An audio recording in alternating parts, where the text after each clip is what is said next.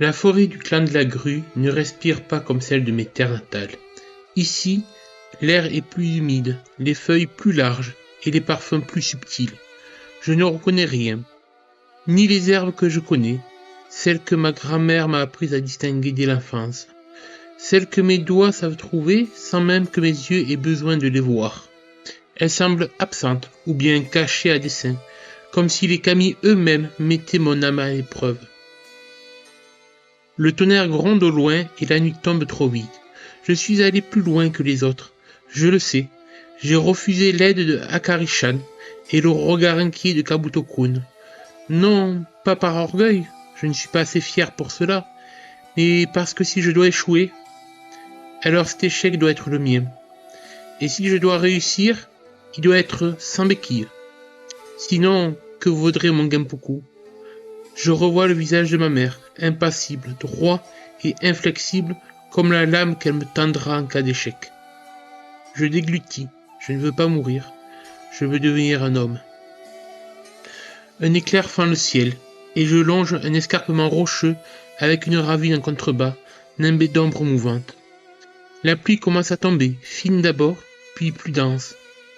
Je m'apprête à rebrousser chemin lorsque j'entends un son, un petit gémissement, comme un claquement de douleur étouffée. Je m'arrête, là, entre les racines tordues d'un pin, je le vois. Un renard.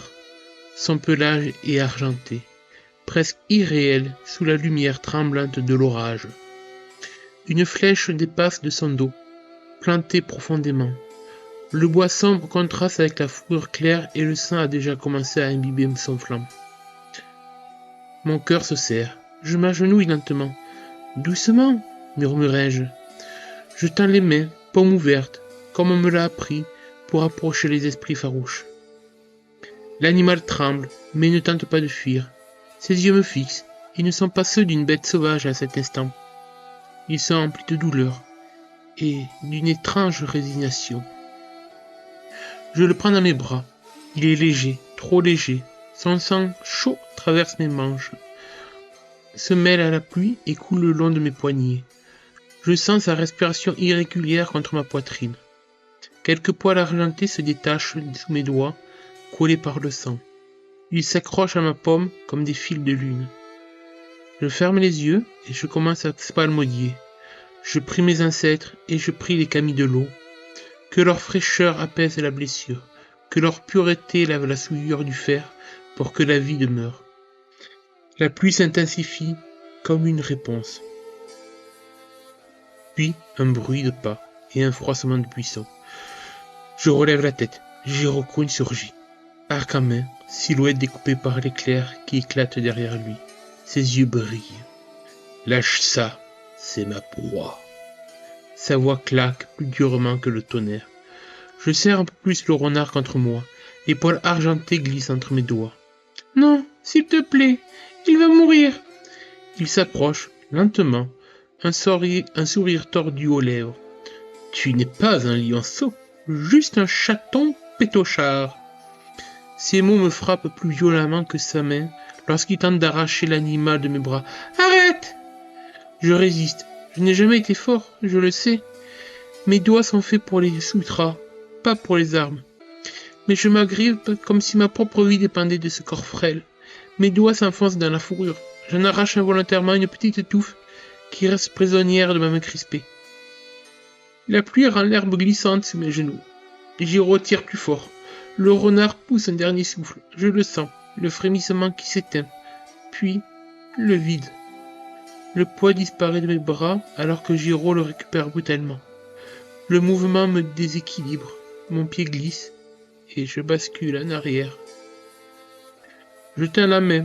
Nos regards se croisent. Il pourrait me retenir, mais il ne le fait pas. Il me regarde tomber. Je sens le sol se dérober. L'air m'arrache un cri que l'orage avale aussitôt, et les branches griffent mes manches. Puis le choc. Brutal. La boue absorbe une partie de l'impact, mais ma tête heurte une pierre. Une lumière blanche explose derrière mes paupières. Je ne sens plus mes jambes. Je ne sens presque plus rien. La pluie frappe mon visage, froide et inlassable. Je cligne des yeux, incapable de tourner la tête. Le ciel est un tourbillon gris. Quelque chose de chaud coule dans mes cheveux, puis sur ma tempe, visqueux. Je sais ce que c'est. Mon sang. Je voudrais me redresser, mais je ne peux pas. Mon corps tremble malgré moi. De petits spasmes ridicules, comme un animal blessé, comme le renard. Ma main est toujours fermée. Je sens quelque chose entre mes doigts engourdis de doux et collés.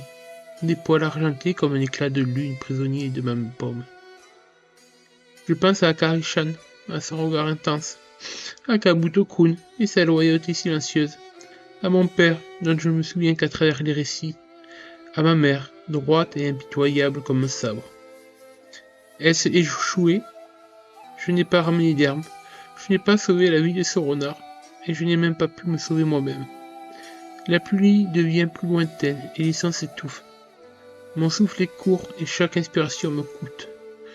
Je me demande si mes ancêtres me voient, si les kami m'entendent encore. Je ne voulais pas mourir ainsi, pas dans la boue d'une terre étrangère. Je voulais prouver que j'étais digne.